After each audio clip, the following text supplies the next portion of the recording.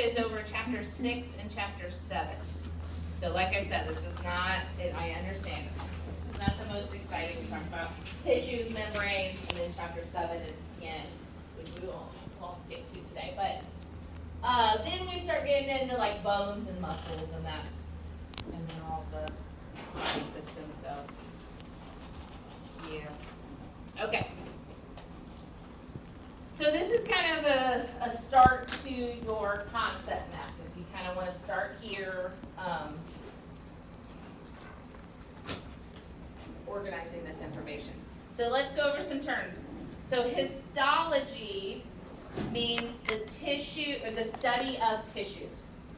Okay, just like cytology was the study of cells, histology is the study of tissues. So what is someone who just studies tissues? Histologist. Here's what I found. It's gonna help us. Okay. So we're gonna talk about tissues. Tissues are a group of specialized cells arranged in a pattern, and we'll talk about how those cells arrange in a pattern in different ways. So tissues. So when we talk about the cellular level, when we put multiple cells together, it makes a tissue. Okay. Pattern. So we've got our tissues here. We're going to talk about 4 different types of tissues. Just write it on here. So we're going to talk about 4 different types of tissues. We're going to talk about epithelial tissues. Okay, so that's more like your skin, epithelium. We're going to talk about connective tissues. I'm writing really big. I'm going to regret that later. Okay, we're going to talk about connective tissues. That's like your blood, your lymph that flows through your lymphatic system, your cartilage, your bones, all of that has connective tissue. We will touch on nervous tissue. Where's our nervous system? Or what is the nervous system? Nerves, brain, spinal cord. Okay, so we don't touch too much on that in this unit because we talk about that when we talk about the brain and spinal cord. But we'll talk a little bit about that. And then M stands for muscular. Okay, so when you get to your concept map homework, you can start here. Okay, so muscular, epithelial, connective, and nervous, and that's what these.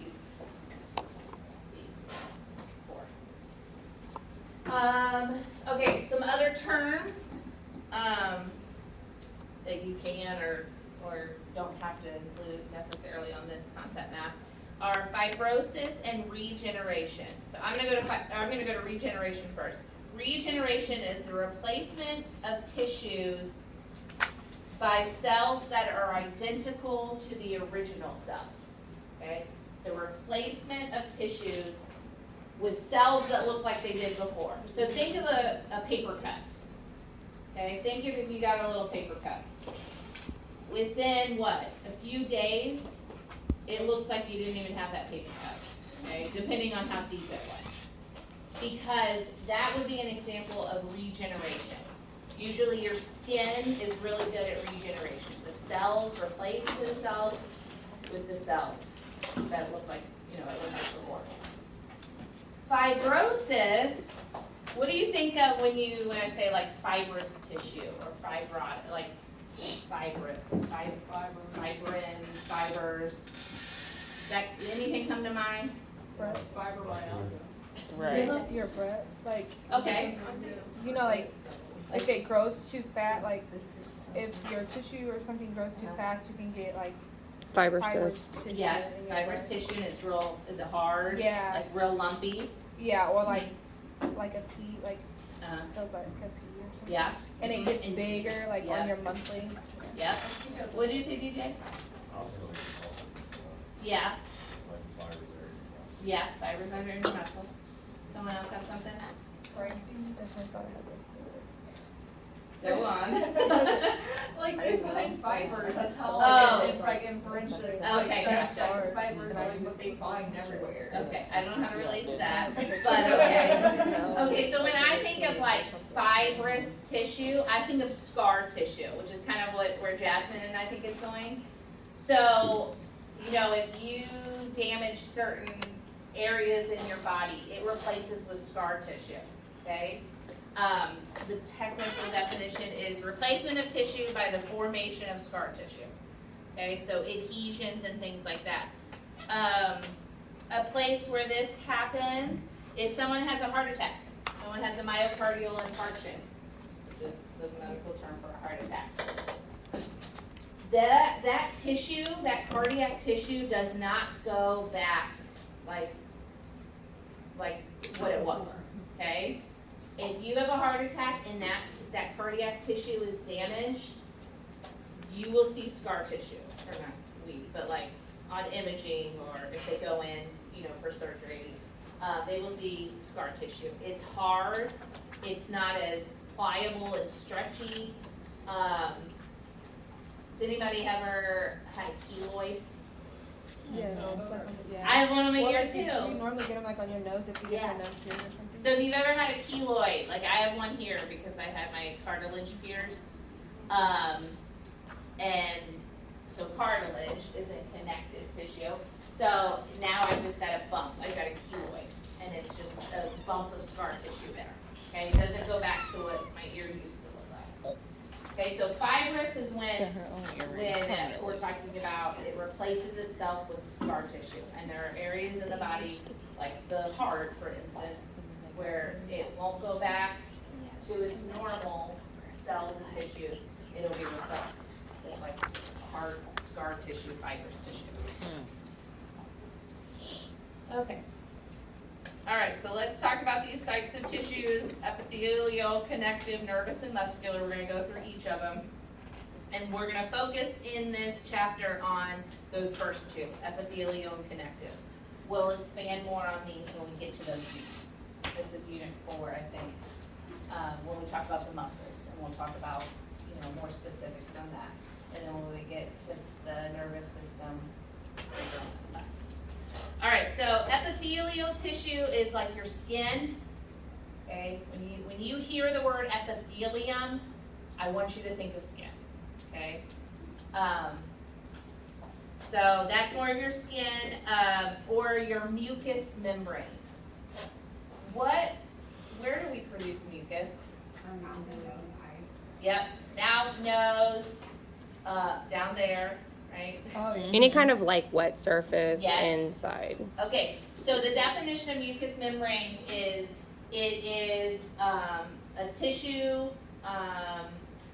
membrane that lines places in your body that are open to the exterior. Okay, so think about your respiratory tract. Okay, when we've got a cold or COVID or you know some sort of respiratory, we're producing a lot of mucus. Okay, out of our nose, snots.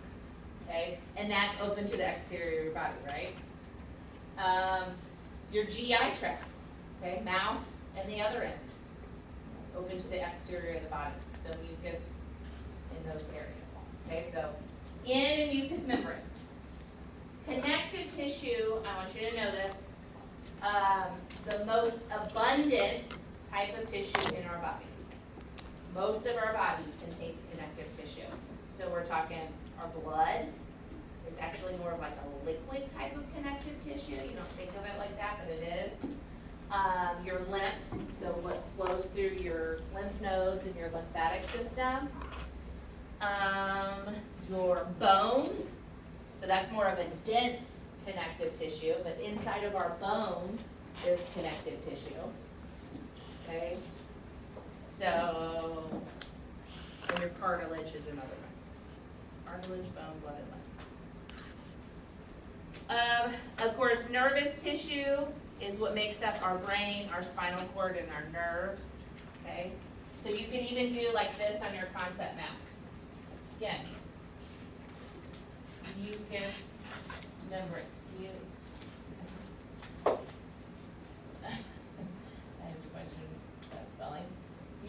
membranes. Connective tissue, blood. See where I'm going with this? Okay. So, you guys will have similar looking concept maps, because there'll be a lot of circles and lines, but what makes sense to you, I'm fine with. Okay, I just wanna see that you've made an effort in making that. Because the nerve is your brain, spinal cord nerves. Muscular tissue, of course, is in our muscles, in the walls of our organs, so like our stomach expands, stretches. Well, I don't know if that's the best example. Take that back. Our heart is a muscle, cardiac muscle. So that would have it. Of course, our skeletal muscle would be one. And then, yeah, I'm just going to say certain walls of organs. Okay, so epithelial tissue. Again, skin mucous membranes is where we're thinking. Skin mucous membranes in certain body cavities. What it does, this might be a select all question and hint. So epithelial tissue, thinking about our skin, it protects, okay? If something gets on our skin, unless we have an opening in our skin, it protects it from going inside our body. So protection is one important function. Absorption, okay, that's one way we administer meds. Okay, if we put like a cream or an ointment or something on the skin, our skin can absorb it.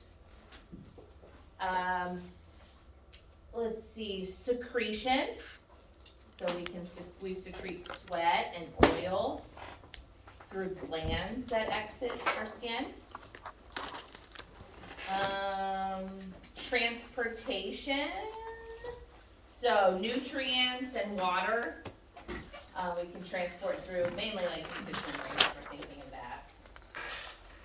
And then filtration.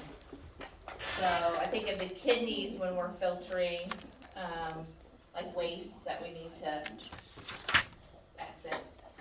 So protection, absorption, secretion, transportation, and filtration. All this is in your book too when it talks about like the function or what it does. This is what I'm Just giving it a short version. That's the study guide. Okay. Characteristics. So remember I said that epithelium are tissues are cells that are arranged in a pattern. Okay? So this is the easiest visual to do is the epithelium. So they form continuous sheets, kind of like floor tiles. So if we're looking at this picture, we can look at each one of those as a cell, and then they're arranged to form the tissue. The outer surface is unattached, so thinking of our skin, the outer surface is not attached to anything, open. The under surface is attached to a basement membrane, okay, so it's attached to the connective tissue underneath, and it's attached to the muscular tissue, or depending on where we're talking about the body. Avascular, so this is a medical terminology thing. When you see A at the beginning of a word, not like every A word, but like as a prefix, that means without. Okay? And you guys know what vascular, what's vascular word mean? Vein, vessels, yep, blood vessels. So this means that our actual skin does not have vessels. And I think, oh, wait, what? But the way that our skin kind of changes color, you know, like if you're embarrassed or scared, well, if you're embarrassed, you might turn more red. If you're scared, you might turn more white. That has to do with the blood vessels underneath the skin. Okay, and we'll talk about layers of skin in chapter 7. So avascular means without vessels. So in these actual epithelial tissue, we don't have blood vessels in there. We have it coming up from underneath, but not in the actual cells. And then, like we talked about with regeneration versus fibrosis, the epithelial tissue is well nourished by the vessels underneath, and it regenerates quickly. Okay, so back to my example of a paper cut. If we have a paper cut on our skin, After a couple days, probably, it regenerates, it doesn't even look like we have cut in there, okay? Unless we get into lower, more deeper tissues, but. So make sure you know, epithelium regenerates and repairs quickly. I have a star next to my notes. That's probably for a reason. All right, let's talk about types of epithelial tissue. And so when you're doing your concept map, you can kind of extend past if you want and do these different types. So they're classified according to shape and number of layers. There's squamous, cuboidal, and columnar. Squamous is, I always think of squished. It almost has the first word of squished. Okay, these are like the flat. Your book says they look more like fish scales, I guess, because they're flat. But squamous cells are more flat and squished. That's how I think of them. Okay, which squamous sounds like squished. Cuboidal looks like a cube. Columnar looks like a column. Okay, so there's different ways that these cells can look and form in these patterns to make a tissue. Okay. On top of their shape, they can also be classified according to the number of layers. So we can have simple epithelium, stratified, pseudostratified, or transitional. So again, you can extend off your concept map and organize it. You can do, actually, you could probably do like shapes, and then go those three, and then you could do layers, and do those four. Okay, again, just a way to organize this information. All right, simple epithelium means there's one layer of cells. Okay, so in here, you've got this cell next to this cell next to this cell. And I would say those are squamous, simple squamous. This is how I would describe this. Okay? Stratified, like in that picture here, stratified is the layer of a layer of tissue that has two or more layers. Layer of tissue that has two or more layers. So you can see there's a layer of cells or cells and tissue here, and then there's one here, and then there's one here, and there's one here, and one here, and they're stacked on top of each other. So some examples. Probably a good example of where simple epithelial tissue. Think about your eyelid and how thin that is. Okay, it's real thin. Versus stratified, like on your back. You know how thick that skin is. If they were cut into her back versus cut into her eyelid. I know, that's really morbid. But you'd be cutting through layers and layers of cells. So, just to give you an example, that we have different places, like the palm of our hand. Okay, that's pretty thick where that is. Or, certain places on our feet. The ball of our foot or the heel of our foot is probably more stratified versus what's right in the center. Okay, so that's simple versus stratified. Stratified meaning more than one layer, or two or more layers, and then simple meaning just one layer. All right, pseudo-stratified epithelium. The word pseudo, what's that mean? Thinking of something else. I'm thinking like sumo. Like if,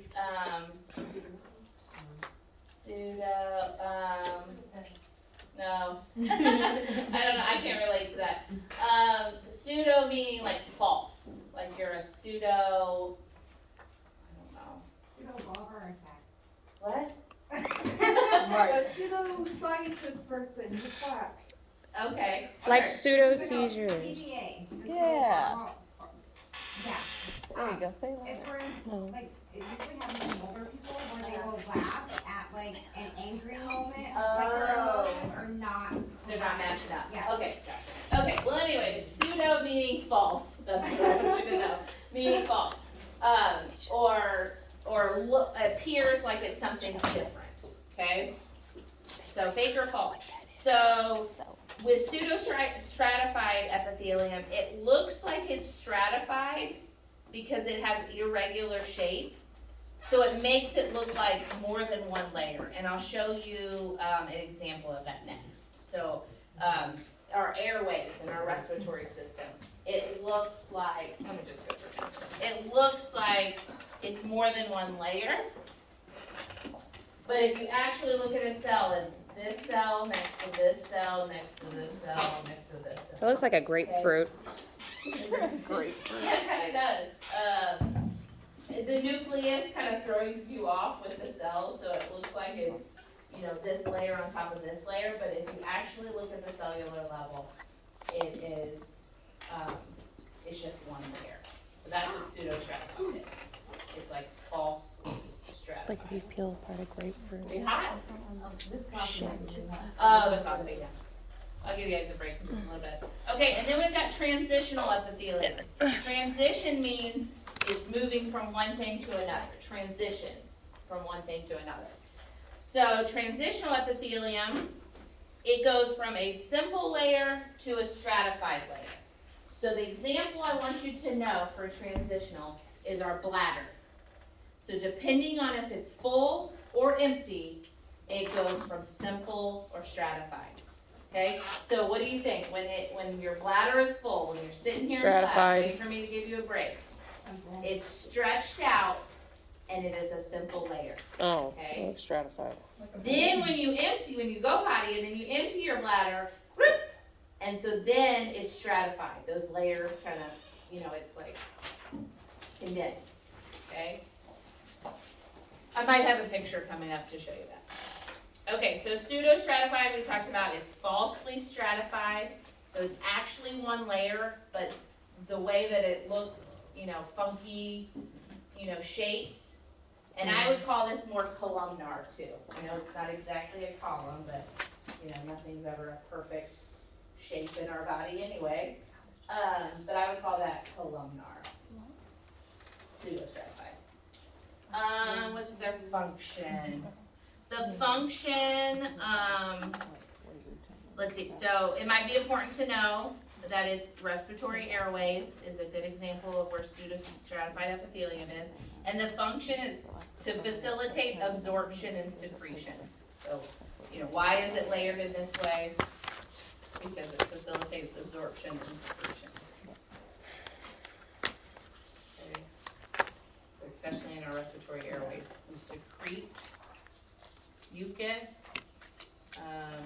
we absorb oxygen. Those are some examples. Oh, see, look, I do have a picture. It's funky. It's kind of hard to see. Well, let's see. So we're talking. So here's a an empty bladder. So when everything's been emptied and it goes back and condenses itself, it is stratified. And then a full bladder, and this is like, I mean, this is a funky picture because not everything looks exactly like but you can see how it's stretched out more. So compare these two. Okay, it still looks kind of stratified, but it's more stretched out when your bladder's full. So it looks more like less layers than one layer. So make sure you know the bladder is a good example of transitional epithelium. It'll probably be a question you'll see on your take home.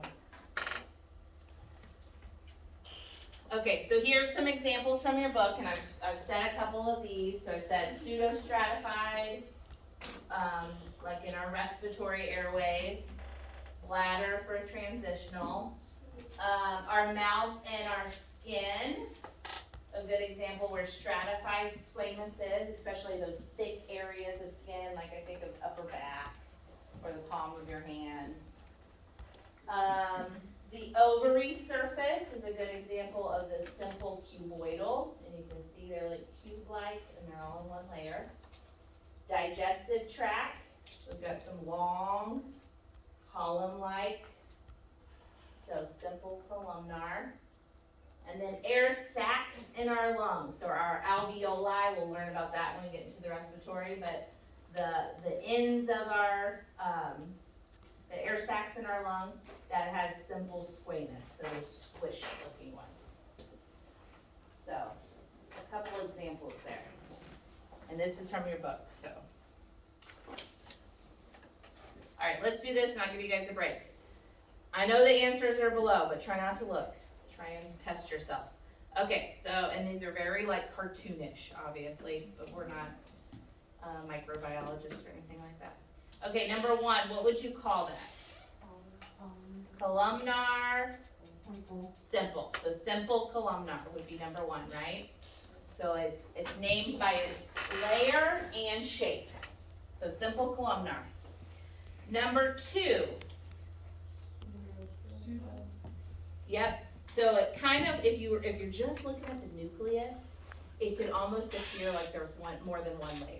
Okay, because it's kind of funky shaped. Not everyone looks the same. So that one is pseudostratified, and it's more of a columnar or like rectangle shaped. Okay, what about number three? So what is more than one layer? Stratified. And what do you think? Yeah, those are squamous. I know these kind of look like cubes, but they're supposed to be like the squished ones, the squamous ones. What about this one? Simple cuboidal. Okay, and just so you know, you're not gonna have to identify pictures or anything on the quiz or midterm or final or anything. But you're gonna, of course, have descriptions. So, what about this one? Simple squamous. So the squished ones. What do you think of that? So it's more than one layer. Two or more layers is the definition of stratified. Do you think it's squamous or cuboidal? I think it's up for debate, right? I think it looks, I don't know, it looks more like it's supposed to be cuboidal rather than, compared to the squamous. So I would call it stratified.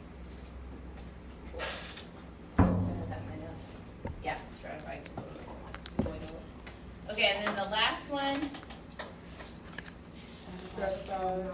Yeah, I mean, it's hard to tell, but they are supposed to be, or they're all a little bit longer. Okay, so again, I don't have you identify pictures, but just so you guys have a visual.